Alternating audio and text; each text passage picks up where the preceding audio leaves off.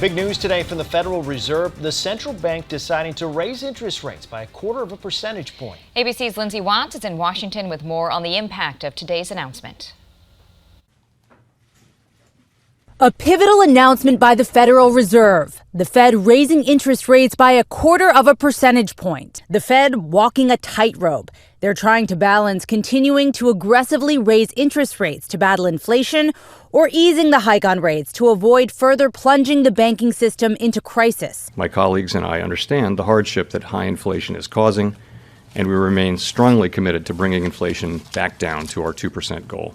Powell also making projections on the economy. The process of getting inflation back down to 2% has a long way to go and is likely to be bumpy. The Fed has been rapidly boosting interest rates over the past year in an effort to significantly bring down inflation. But the rate hikes have also inflicted greater economic pain on people looking to borrow money to purchase things like homes and cars.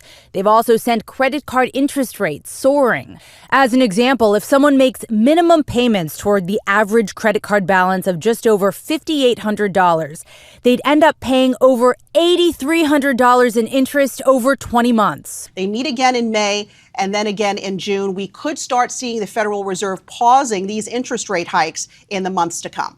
While the Fed didn't hold off on raising rates as some had predicted, the rate hike today was less aggressive than prior rate hikes.